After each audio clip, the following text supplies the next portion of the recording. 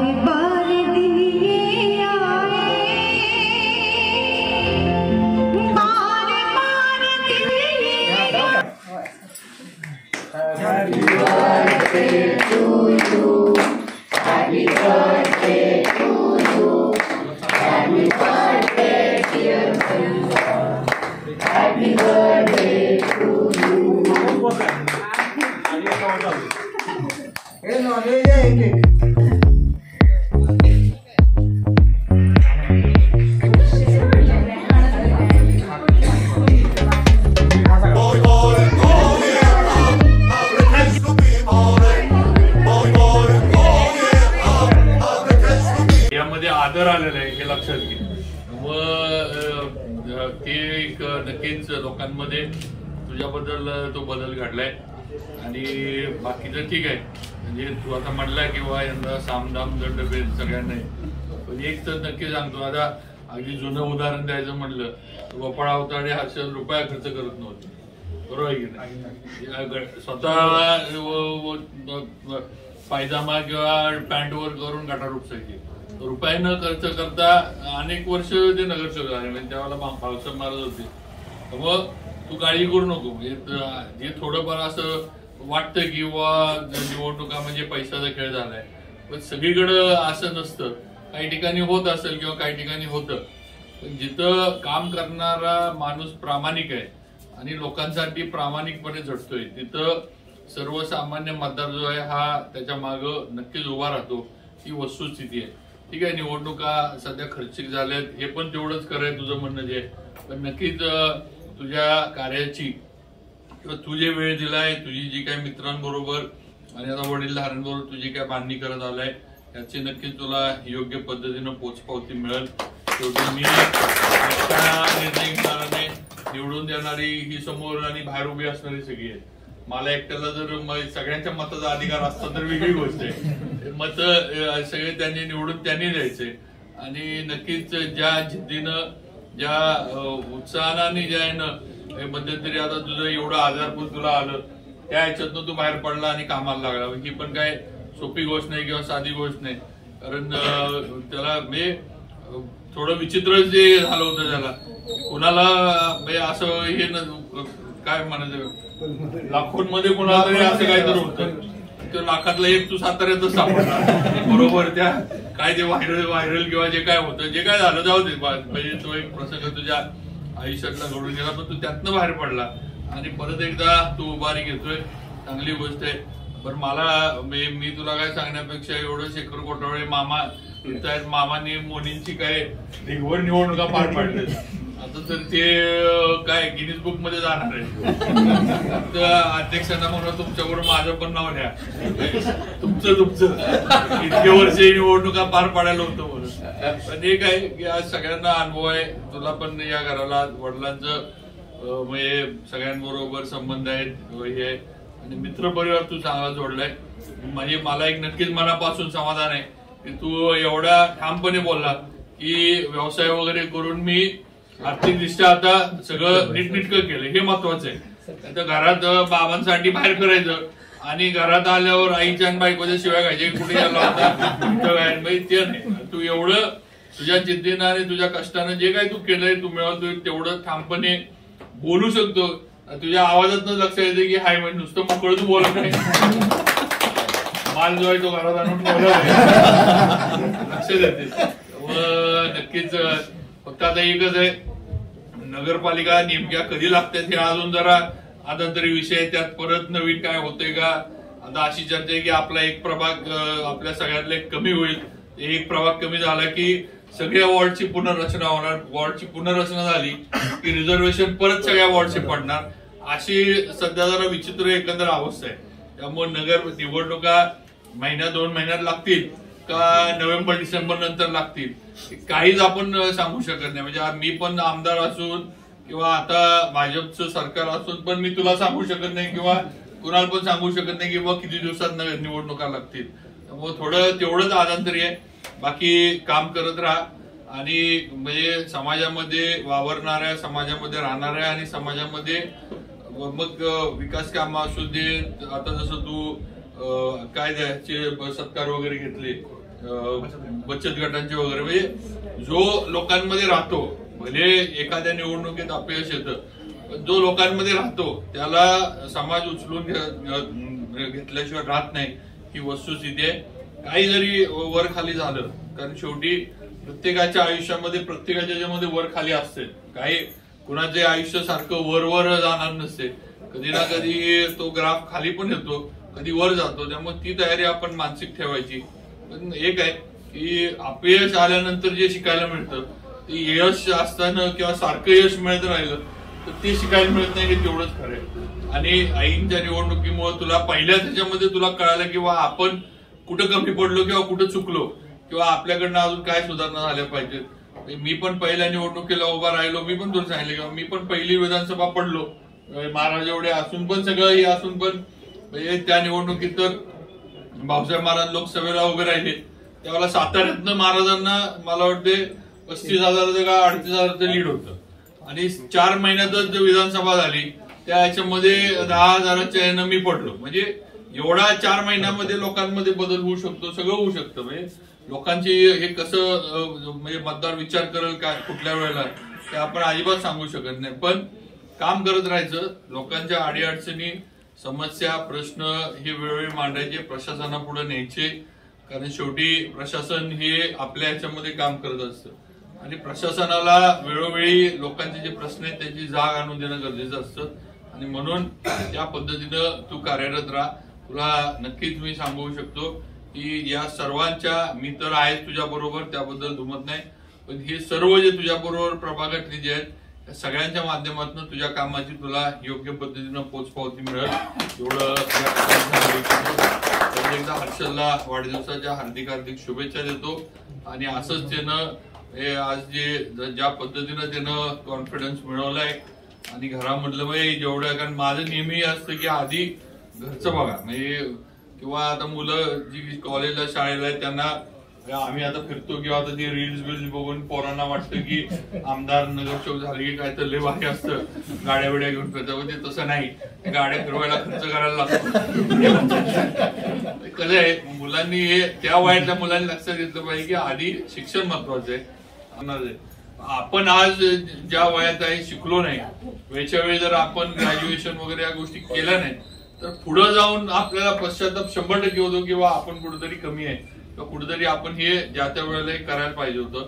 तसंच हे आहे की व्यवसाय घरातलं सगळं नीटनेटकं होणं हे जास्त महत्वाचं असतं आणि मग आपण शांतपणे बाहेर काम करू शकतो. ही वस्तुस्थिती आणि ते तू केलंय त्याबद्दल नक्कीच तुझं कौतुक केलं पाहिजे. परत एकदा हर्षलला मी वाढदिवसाच्या हार्दिक शुभेच्छा देतो आणि त्याचं नेतृत्व असंच वाढत राहो हीच आई तुळजाभवानीच्या चरणी प्रार्थना करतो आणि थांबतो. जय हिंद, जय महाराज. बाबा महाराज और से आले ते सर्व मित्र आता बाबांनी सांगितलं त्याप्रमाणे असं बऱ्याचशा जास्तीत जास्त प्रयत्न करू. बाबा एक सांगतो की तुम्ही संधी दिली तर जरूर त्यावेळेस हर्षाचं यश नक्की आहे. एवढंच या प्रसंगी मी सांगेन. फक्त आपला सर्वांचा आशीर्वाद त्याच्या पाठीशी राहू द्या एवढीच मी विनंती करतो आणि थांबतो. भाई एकदा इकडे बसा भाई.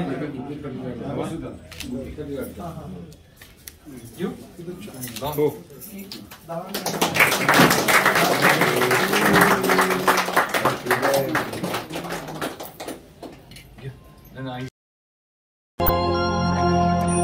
बारे बारे दिन ये आए, बारे बारे दिन ये जाए, तुम जियो हजारों साल ये मेरी है आरज़ू. नगरपालिकेचे ज्येष्ठ नगरसेवक सन्माननीय अशोकरावजी मोरे या अभिष्ट चिंतन सोहळ्यामध्ये सहर्ष स्वागत आहे. साताऱ्यातील विविध नक्की आहे, मात्र आपल्या मित्रावरील प्रेमापोटी तुम्ही एवढा त्रास नक्की सर्वांचंच आजच्या या अभिष्ट चिंतन सोहळ्यामध्ये सहर्ष स्वागत आहे. ऐतिहासिक शाहूनगरीमध्ये आजचा हा अभिष्ट चिंतनाचा सोहळा मंचावर उपस्थित मान्यवरांच्या उपस्थितीमध्ये या ठिकाणी संपन्न होतोय. तर आपल्या सर्वांचेच लाडके आमदार सन्माननीय श्रीमंत छत्रपती शिवेंद्रसिंह राजे भोसले उपस्थित राहणार होते. विधिमंडळाचं अधिवेशन असल्या कारणानं त्यांना तातडीनं आजच मुंबईला जावं लागलेलं आहे. मात्र महाराज साहेब या ठिकाणी नसले तरी महाराज साहेबांचे सर्व विश्वासू सर्व सहकारी या ठिकाणी मंचावर उपस्थित आहेत. सन्माननीय राजू गोरे, सन्माननीय महेश राजेमाडिक, शेखर कोठावळे झालेले होते. या सर्व मान्यवरांच्या उपस्थितीमध्ये आजचा हा अभिष्ट चिंतनाचा सोहळा आपण सुरू करतोय. खरं तर भैयांचा वाढदिवस आज जरी या ठिकाणी मदत केली. आज हर्षल भैयाचा वाढदिवस, त्या प्रसंगी मंचिकावर असलेले आमचे सर्वात ज्येष्ठ नेते चेतन सोळंकी, सर्वच हर्षल भैयांची ज्येष्ठ मित्रमंडळी, आपण उपस्थित असलेले सर्व. हर्षल भैयाचा वाढदिवस आज आहे आणि हा वाढदिवस म्हणजे आम्ही ऐकलं होतं की शाही लग्न 7 दिवस असतात. आपण ऐकलं होतं ना, महाराज लोकांची लग्न 7 दिवस असतात, कुठं ॲक्टरची लग्न 4-4 दिवस असतात. भैयांचा वाढदिवस 3 दिवस आहे. मी बघतोय 13ला कार्यक्रम आहे, 14ला कार्यक्रम आहे, 15ला कार्यक्रम आहे, 16ला कार्यक्रम आहे. असे कार्यक्रम किंवा असे वाढदिवस सामान्यांचे होत नाहीत. असा असामान्य माणूसच जो असतो त्याला लोक उचलून धरतात आणि त्याचंच उत्तम उदाहरण म्हणजे हर्षल भैया आहे. हर्षलच्या बाबतीत जर बोलायचं झालं तर कोविडच्या काळात जेव्हा एखादा पेशंट आपल्या शेजारी निघाला तर लोक पळून जात होती. पहिल्यांदा तर ते 1 किलोमीटरच्या रस्ते बंद करून टाकायचे.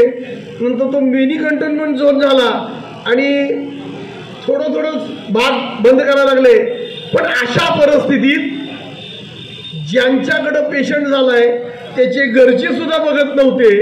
अशा वेळेस हर्षल भैयांनी घरात एक स्वयंपाकघर तयार केलं. डबे द्यायचे, त्यांचे डबे 14 दिवस 15 दिवस ते कंटेनमेंट झोनमधनं किंवा ह्याच्यामधनं सुटत तोपर्यंत त्याला द्यायचे. ही पहिली जर साताऱ्यात कुणी काय केलं असेल तर हर्षल भैयाने केलंय. म्हणजे कशी असायला पाहिजे याचं उत्तम उदाहरण आहे. तेव्हा हर्षल आणि हर्षलचे मित्र हे याला धावून आलेले होते. हे आपल्याला विसरून जाता कामा नये.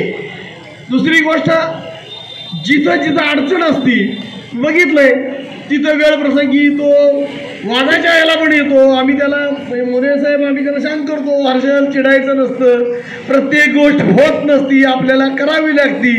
असं करून त्या माणसाला न्याय मिळवून देण्यासाठी त्याची धडपड असायची. रेमडेसिवीरची इंजेक्शन मिळत नव्हती. मला वाटतं हर्षलचे दिवसातनं एक 10-20 फोन तर असायचे, दादा त्या ह्यांना सांगा की जरा रेमडेसिवीर ह्या मेडिकलमध्ये आहे, त्या साहेबांना सांगा, सिव्हिलला सांगा.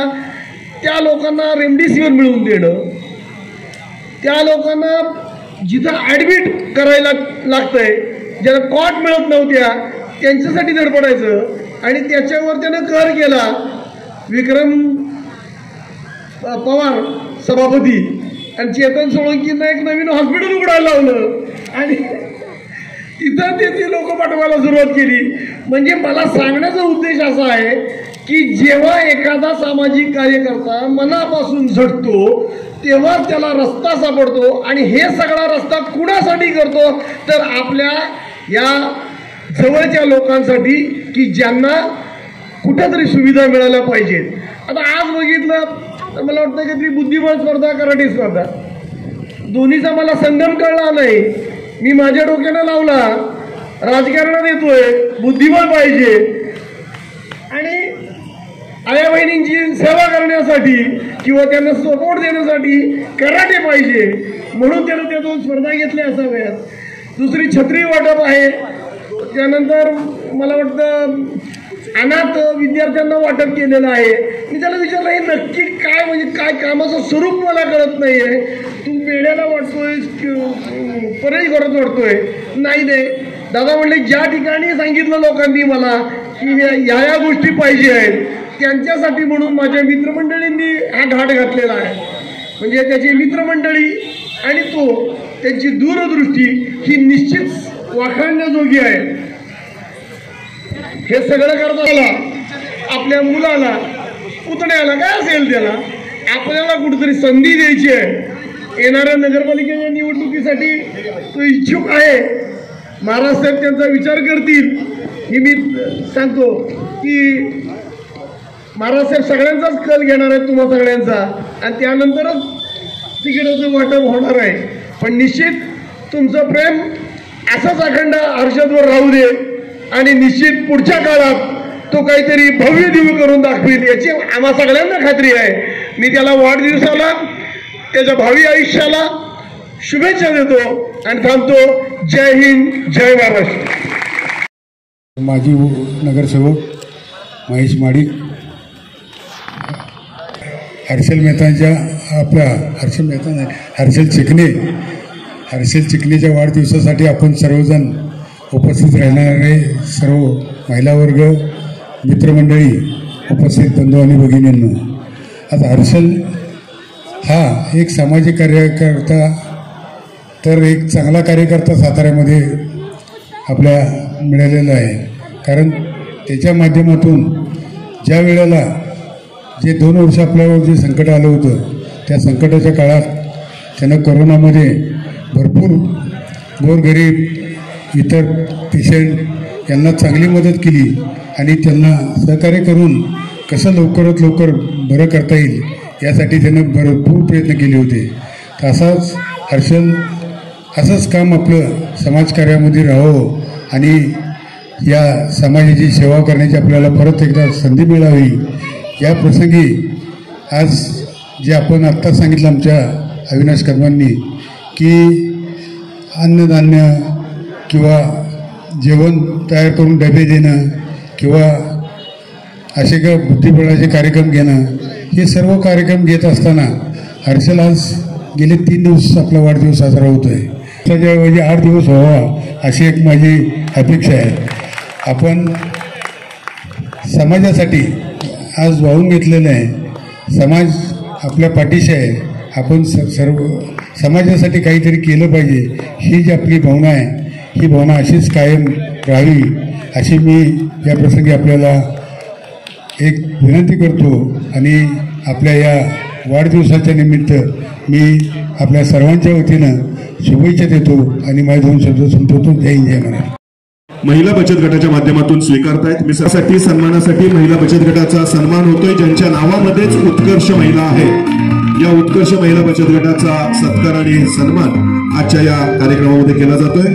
पुढे आपले शुभ हस्ते आपण या महिला बचत गटातील पदाधिकारी, बचत गट टाळ्या वाजवूयात याही पदाधिकाऱ्यांसाठी.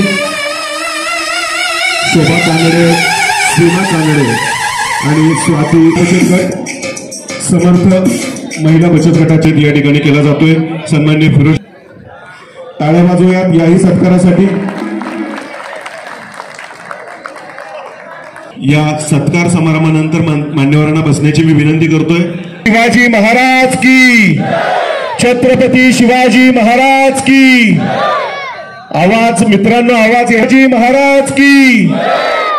धन्यवाद. ठिकाणी जमलेल्या सर्व माता भगिनींचे मी दिलगिरी व्यक्त करतो की एवढ्या पावसात तुम्ही सर्वजणांना माझ्यासाठी थांबावं लागलं, यासाठी आपणा सर्व मित्रपरिवाराची सर्वप्रथम मी दिलगिरी व्यक्त करतो आणि स्टेजवर बसलेल्या लोकांना म्हणजे सर्व सन्माननीय लोकांना माझ्यासाठी थांबावं लागलं याबद्दल मी आपली परत दिलगिरी व्यक्त करतो आणि माझे 2 शब्द बोलायला मी सुरुवात करतो.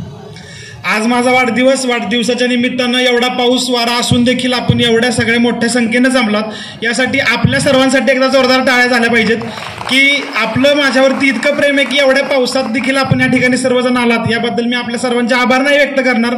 आभार म्हणलं की माणूस परका होतो. तुम्ही सगळे माझ्या आत, माझ्या हृदयात, तुमच्या सगळ्यांचं स्थान आहे, तुमच्या हृदयात मी आहे, म्हणून तुम्ही सर्वजण इथं आलेला आहात हे मला नक्कीच माहिती आहे. आता महाराज साहेब येणार होते आपल्या कार्यक्रमाला या ठिकाणी, परंतु त्यांना उद्या अधिवेशन असल्या कारणामुळं महाराज साहेबांना जावं लागलं आणि त्यातही वेळात वेळ काढून महाराज साहेब 6.5 तासभर आपल्या घरी आले. घरापाशी देखील चांगला कार्यक्रम झाला. तिथं देखील पेठेतील सर्व माणसं सर्वजण तिथं उपस्थित होती आणि महाराज साहेबांनी देखील या कार्यक्रमाला आणि आपल्या सर्वांना आशीर्वाद दिलेले आहेत. त्याबद्दल महाराज साहेबांचे देखील मी इथनं आभार व्यक्त करतो की त्यांनी वेळात वेळ काढून कार्यक्रमाला उपस्थित राहिले. 2017 सालापासून कार्यक्रम घेतला नाही कोणता. गेल्या 5 वर्षामध्ये वाढदिवस देखील घेता आला नाही किंवा बाकीचे देखील कार्यक्रम विविध कारणांमुळे ठप्प पडले. 2016 साली महाराज साहेबांनी आणि सर्व आमच्या ज्येष्ठ लोकांनी माझ्यावरती विश्वास दाखवून नगरपालिकेला मला तिकीट देऊ केलं. माझ्या आईंना, माझं वय वर्ष 22 होतं, त्यावेळेस 22-23 होतं, मला तिकीट देऊ केलं आणि त्यावेळेस मी अनुभवानं कमी होतो, बाकीच्या गोष्टी पण तसा कमीच होतो. पण त्याही परिस्थितीमध्ये तुम्हा सर्वांच्या आशीर्वादावर आणि तुमच्या सर्वांच्या पाठिंब्यावर आपण 800-850 मतदान घेतलं आणि विरोधामध्ये 100-500 मतदान आपल्याला पडलं, ज्यात आपला पराभव झाला. पण मी ज्येष्ठ लोकांना सांगू इच्छितो की ह्या 5 वर्षामध्ये त्या 800 लोकांचा कुठंही माझ्याविषयी विश्वास कमी झाला नाही, तर त्यांना अभिमान वाटेल असंच मी या 5 वर्षामध्ये काम केलं. आणि ज्या 500-550 म्हणजे 250 मतांचा पराभव होता मागच्या इलेक्शनचा, पण त्याही सगळ्या लोकांचा विश्वास मी 100% ह्या 5 वर्षामध्ये काम करून जिंकला आहे, हा मी तुम्हा सगळ्यांना सांगू इच्छितो. या ठिकाणी गेल्या 5 वर्षामध्ये बरीच संकट आली, कोरोनासारखी महामारी आली. त्या कालावधीमध्ये देखील आपण मैत्री वरिष्ठांच्या माध्यमातून कार्यरत होतो. जरी जनमानसांचे असे मोकळे ठाकळे कार्यक्रम होत नव्हते तरी देखील आपण समाजसेवेची जी कामं होती ती करत होतो. कोरोनाचा कालावधी आला, पहिले 15-20 दिवस गेले, सगळा एन्जॉयमेंटमध्ये पिरियड चालला होता. परंतु मी देखील एक सामान्य कुटुंबातून आलेला आहे. माझे वडील देखील आजही रिक्षा चालवतात आणि त्यांनी मला रिक्षाच्या बळावरच आज इथपर्यंत आणलंय. त्यासाठी बाप्पा तुमच्यासाठी एकदा जोरदार टाळ्या माझ्याकडनं. ते 15 दिवस गेले. 15 दिवसानंतर वडिलांच्या चेहऱ्यावर चिंता जाणवू लागली की आता आपली रिक्षा बंद आहे, व्यवसाय बंद आहे, सगळ्या गोष्टी अशा आता कसं करायचं. पण त्यांच्या हाताखाली त्यांचा मुलगा होता आणि ह्या गोष्टी मी जाणल्या. परंतु आम्ही सर्वच मैत्रीविष्टांचे कार्यकर्ते बसलो आणि असा विचार केला की आपण आपल्या वडिलांच्या हाताखाली आहोत, पण आपल्या भागातील, आपल्या प्रभागातील जी लोक अशी स्वतः कष्ट करतात, मिडल क्लास, कंपन्या बंद, फॅमिलीज त्यांच्या सगळ्या आहेत, ह्यांच्या लोकांची आपल्याकडनं मदत व्हावी. यासाठी साहेब मी सांगू इच्छितो की कंटिन्यू 65 दिवस मैत्री प्रतिष्ठानच्या माध्यमातून आपण सकाळ संध्याकाळ 600 ते 700 लोकांचं तयार जेवण हे आपण गरजूंना पोहोचवत होतो. त्याच पद्धतीनं प्रभागातील किमान 800 कुटुंबांना आपण 3 महिने पुरेल एवढं रेशन, फिरोजबाईंची प्रेरणा घेऊन आम्ही, म्हणजे फिरोजबाईंचं काम मोठंच येत असतं, पण त्यांच्या प्रेरणेनं पण आम्ही काम करून 800 कुटुंबांना 3 महिने पुरेल एवढं रेशन आम्ही देण्याचा प्रयत्न केला. आणि हे करत असताना तुम्ही म्हणाल हा मिडल क्लास, म्हणजे माझे वडील रिक्षा चालवतात आणि मी कसं एवढं सगळं करतोय.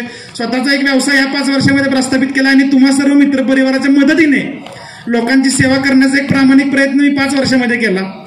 आणि हे करत असताना मला आनंद ह्या गोष्टीचा होतो की ज्या लोकांना मागच्या 5 वर्षामध्ये प्रभाग क्रमांक 16 असेल, 17 असेल आणि 23, मेहरबान तुमचं नाही 23 ज्या लोकांना निवडून दिलं, ह्यांच्या निष्क्रियतेमुळे माझ्याकडे लोक आली आणि त्या लोकांचं मला काम करायला मिळालं. यासाठी मी त्या निष्क्रिय लोकांचे देखील आभार मानतो या ठिकाणावरनं की त्यांच्यामुळे मला समाजाची सेवा करता आली. आणि या 5 वर्षामध्ये लोकांना लक्षात आलं की आमच्या प्रभागाची परिस्थिती साहेब सांगायची झाली तर फक्त सकाळी पहाटे आपल्या 6-7 वाजता आमचे नगरसेवक येणार, एक फेरफटका मारणार आणि 5 वर्षामध्ये प्रभागामध्ये एकही काम झालेलं नाही. 5 वर्षामध्ये पहिलं काम झालं, गटरांची चेंबर झाली आणि ती झाली कोणी प्रवीण पाटलांच्या काळात मंजूर झालेले 2 रस्त्यांची गटरांची चेंबर. या 5 वर्षामध्ये प्रभागात कोणतंही काम झालं नाही. आणि त्यानंतर शेवट आपण ज्यावेळेस भारतीय जनता पार्टीमध्ये 2018 साली प्रवेश केला, त्यानंतर महाराज साहेबांमुळे जी कामाला गती मिळाली, एक सभागृहाचं काम झालंय. 1.5 वर्ष माझ्या माता भगिनींना संडास होते तिथं 12, ती 12 संडासं पाडली आणि 1.5 वर्ष माझ्या माता भगिनींना प्रभागातून बाहेर राजवाड्यापर्यंत येण्याचं त्यांना जो त्रास दिला ह्याचं पाप हे प्रभाग क्रमांक 16च्या नगरसेवकांवर जातंय आणि त्याचा हिशोब आम्ही येत्या नगरपालिकेच्या निमित्तानं चुकता केल्याशिवाय नक्कीच राहणार नाही. आणि या ठिकाणी मला सांगायचंय सर्वात प्रथम की आम्ही देखील भारतीय जनता पार्टीमध्येच आहोत. 2018-16 साली आम्ही नगर विकास आघाडी म्हणून लढलोय. आता काय लढतील हे सिनियर मंडळी ठरवतील. पण असा कोणी गैरसमज करू नये की मागच्या वेळेस 1,500-2,000 हजार एका गोष्टीचं मतदान होतं आणि त्यांनी भांडवल केलं की आता पण तेच आहे. तर मला प्रामाणिकपणे सांगायचं आहे, तुम्ही काय लहानपणापासून संघाच्या शाखेत गेलेला नाही. आम्ही गेलोय. आम्ही शाळेत 5वी मध्ये न्यू इंग्लिश स्कूलला होतो. प्रत्येक शाखेत गेलोय. शिवप्रतिष्ठान हिंदुस्थानचं आम्ही काम गेले 10 वर्ष झालं करतोय. आणि आता आम्ही भारतीय जनता पार्टीचं 2018 साली मी सातारा शहर राष्ट्रवादी युवक काँग्रेस पदाचा राजीनामा देऊन गेली 4 वर्ष भाजपचं काम आम्ही करतो या प्रभागामध्ये. सातारा शहरामध्ये महाराज साहेबांच्या आविदादा आंबवणे साहेब असतील सगळ्यांच्या नेतृत्वाखाली. त्यामुळे कुणी असा गैरसमज करू नये की आम्ही आता आमचा भाजपचा वॉर्ड हा महाराज साहेबांच्या विचाराचा प्रभाग क्रमांक. या ठिकाणी मी सांगू इच्छितो की प्रभाग क्रमांक 22 मध्ये नगर विकास आघाडीचेच दोन्ही उमेदवार जे आपली आघाडी ठरवेल त्यांना बहुमताने निवडून आणण्याचं काम दादा आम्ही नक्की करू. फक्त आमची तुमच्या सगळ्यांपाशी विनंती आहे की आता ह्या लोकांचं झालंय काय ऍडजस्टमेंट आणि ह्या लोकांनी यावं. माझी इच्छाच आहे. माझा आज ह्या ठिकाणावरून ह्या लोकांना सांगणं की तुम्ही जे म्हणत होता मी 21 मध्ये निवडून येईन, 22 मध्ये निवडून आणि 24 मध्ये निवडून येईन. पण आता मी या लोकांना सांगतो की हर्षल चिकणे म्हणतोय तुम्ही ज्या ठिकाणी उभं राहाल त्याच ठिकाणी मी उभं राहणार आणि तुमचा पराभव केल्याशिवाय मी शांत बसणार नाही. परंतु तिकीट दिलं तर ह्या सगळ्या ज्येष्ठ मंडळींनी हा पण आहे. म्हणजे जरी महाराज साहेब जो निर्णय घेतील त्याशी आम्ही त्याप्रमाणे चालू.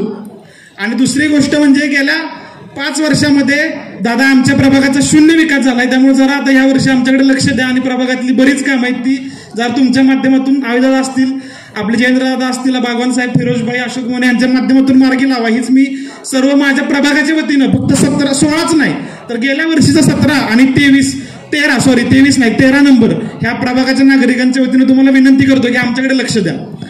गेल्या 5 वर्षामध्ये आता इथले एक आमचे उमेदवार आहेत ते म्हणतात नाही आता आम्ही इकडे उभं राहतो आमचं असं आहे तसं यावे. पण मला त्यांना सांगायचंय की 5 वर्षामध्ये 17 मध्ये तर निष्क्रियता काय असती ही 16 आणि 17 मध्ये बघितल्यावर आपल्याला कळता येतं. आणि यांनी कोणतंही काम माझ्या भागामध्ये झालं नाही. 80 लाखाचं बस स्टॉप बांधलंय. समर्थ रामदास स्वामी असतील, छत्रपती शिवाजी महाराज असतील, हे यांच्या नाकर्तेपणामुळे आज गेले 1.5 वर्ष झालं तिथं पिंजऱ्यात अडकलेले आहेत. आणि मी तुम्हाला विनंती करतो की तुम्ही तुमच्या माध्यमातून तरी दादा समर्थ रामदास स्वामी असतील, छत्रपती शिवाजी महाराज असतील, हे जे 1.5 वर्ष झालं या स्थानिक नगरसेवकांच्या नाकर्तेपणामुळे ते स्वतः आपल्या छत्रपतींच्या राजधानीमध्ये समर्थांच्या मातृभूमी पायभूमीमध्ये ज्यांचे पदस्पर्शानं पावन झालेल्या भूमीमध्ये हे पुतळे जे त्यांनी उभे केलेत हे जे बंद अवस्थेत आहेत दादा ते लवकरात लवकर आपण पुढाकार घेऊन ते उघडावं अशी मी समस्त सातारकरांच्या वतीनं आपल्याला मागणी करतो. आणि त्यासाठी जे काय आमच्याकडनं आवश्यक असेल ते आम्हाला सांगा. कोर्टात जायचं असेल त्या सगळ्या आम्ही करू. कारण ह्यांनी तर दुसरं काही केलेलं नाही. 80 लाख रुपये त्यात घातलेत. 80 लाखामध्ये प्रभाग सगळे सुजलाम सुफलाम झाले असते. 5 वर्षापूर्वी ह्यांनी आवई उठवली होती की आता आम्ही भाजपमध्ये आमचा एवढा फंड आणू तेवढा फंड आणू. पण दादा मी या ठिकाणी सांगू शकतो आता आम्ही पण भाजपमध्येच आहे. पण गेल्या 5 वर्षामध्ये ह्यांनी जो अप्रामाणिकपणा दाखवला त्यामुळे कुठेतरी पक्षाचं पण नाव खराब झालं. पण ह्या 5 वर्षामध्ये लोकांना मी विनंती करेन की आम्ही येणाऱ्या 5 वर्षामध्ये तुम्ही या लोकांकडे न बघता भारतीय जनता पार्टी आता छत्रपती शिवेंद्रराजेंच्या नेतृत्वाखाली सातारा जिल्ह्यामध्ये काम करते आणि आम्ही सर्वजण त्यांचे मावळे म्हणून काम करतोय. त्यामुळे निश्चितच पक्ष आणि पक्षाचं काम आम्ही चांगलं करू. महाराज साहेबांचे विचार प्रभागाचा विकास आम्ही चांगल्या पद्धतीनं करू. आणि जर संधी दिली तर आपण सर्वांनी तर या संधीचं सोनं केल्याशिवाय मी नक्कीच राहणार नाही हे या ठिकाणी सांगतो. फक्त दादा आमची विनंती आहे की आमच्या भागाला स्थानिक माणूस असावा. मागच्या इलेक्शनला माझं वय वर्ष 23 होतं. माझ्याकडे पैसे कमी होते, दंडभेद सगळं होतं, पण ते वापरायची मला तेवढी बुद्धिमत्ता म्हणजे म्हणा किंवा शॉर्ट टेम्पर होतो. पण ह्या दादा 5 वर्षामध्ये मी तुमच्या माध्यमातून सांगू शकतो की साम दाम दंडभेद कोणतीही गोष्ट असेल हर्षल चिकणे प्रत्येक गोष्टीला पुरून उरणार आहे. फक्त तुम्हा सर्वांचे आशीर्वाद मला या ठिकाणी हवेत. बाकी कुणाला असं वाटत असेल की मागच्या वेळेस आपण 2000चं लीडनं निवडून आलोय त्याच लीडनं यावर्षी पराभव नाही केला तर हर्षल चिकणे राजकारण सोडेल एवढं मी या ठिकाणी सांगू इच्छितो. आता हे जास्त बोललोय पण पराभव हा 2000 नाही पण 200 का होईना पराभव केल्याशिवाय राहणार नाही एवढं मी या ठिकाणी सांगतो.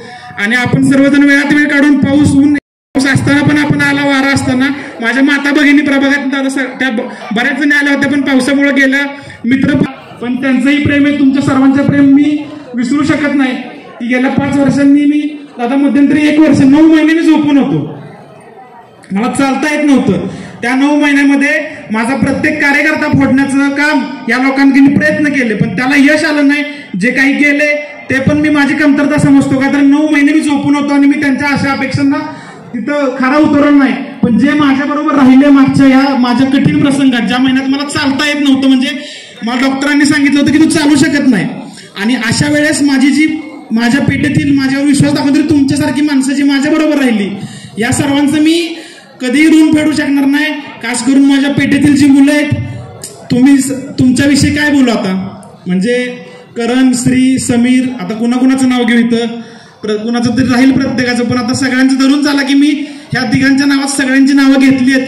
आणि तुम्हाला माहिती आहे, हा हर्षल भैया जो काय 2011 साली सुरुवात केली राजकारणाला, वय वर्ष 17 होतं, आणि तुमच्या सगळ्यांच्याच प्रेमामुळं 4 वर्षाच्या माझ्या राजकीय प्रवासामध्ये 22व्या-23व्या वर्षी महाराजांनी माझ्यावर विश्वास दाखवला आणि मला नगरपालिकेचं तिकीट दिलं.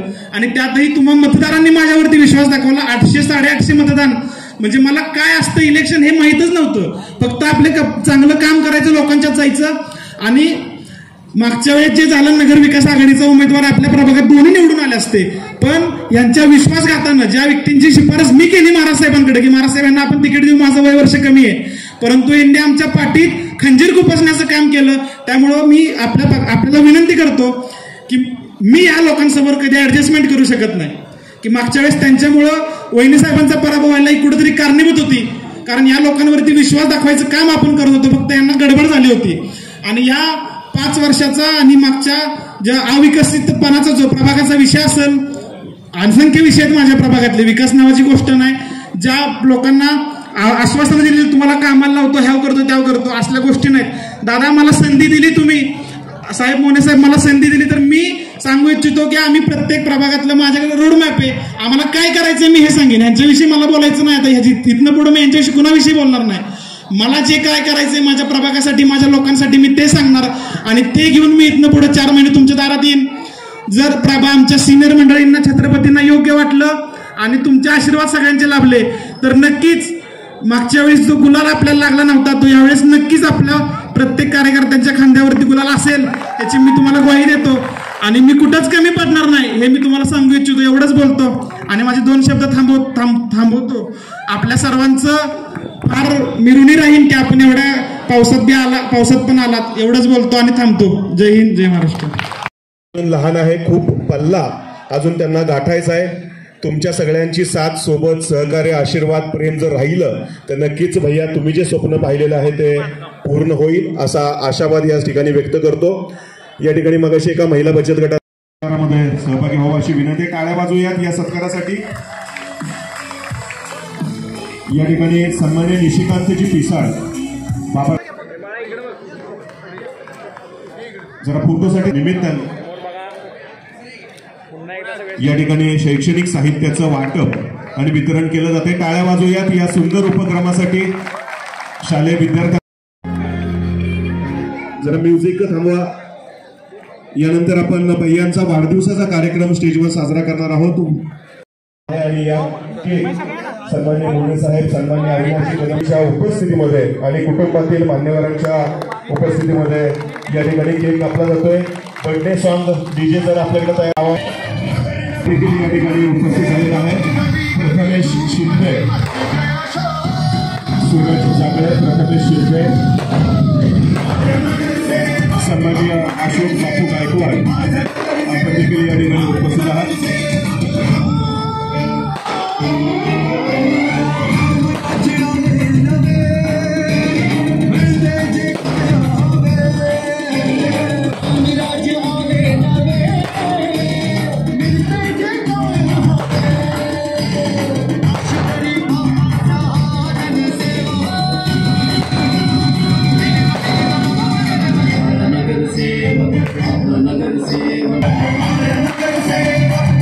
विनायक दादा थोरात मित्र समूह प्रथमेच्या मित्र परिवार या ठिकाणी आलेला आहे.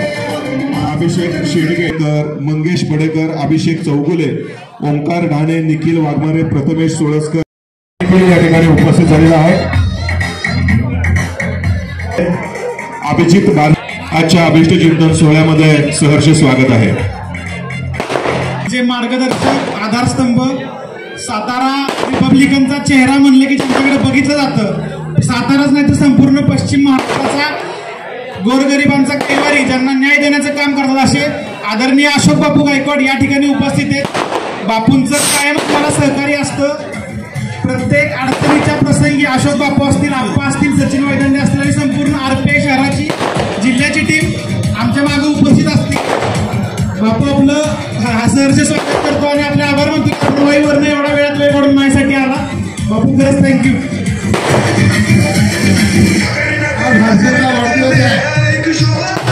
वाढदिवसानिमित्त त्याचा सर्व मित्र परिवार इथे उपस्थित झालेला आहे. खरं तर त्याच्या कार्याचा गौरव करावा तेवढा थोडा आहे. मात्र मी एवढंच सांगेन की तुझ्या आयुष्याचा प्रत्येक क्षण हा इथं बसलेल्या माझ्या माऊलीच्या संरक्षणासाठी आणि बाबासाहेबांच्या चळवळीसाठी व्यतीत व्हावा हीच तुला तुझ्या वाढदिवसानिमित्त शुभेच्छा देतो.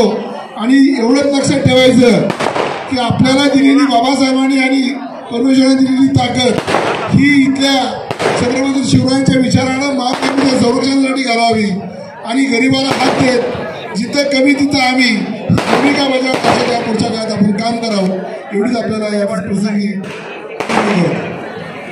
हर्षल भैया यांना वाढदिवसाच्या शुभेच्छा देण्यासाठी थेट वाई येथून सन्माननीय अशोक बापू गायकवाड या ठिकाणी उपस्थित झालेले.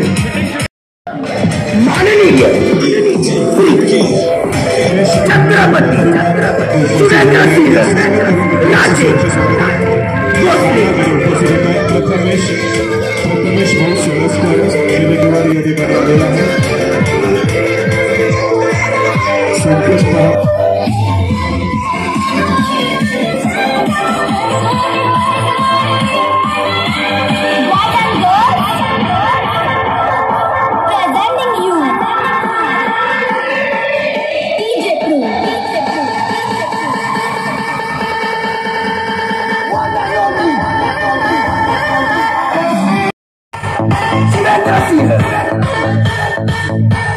राजे बाबा राजे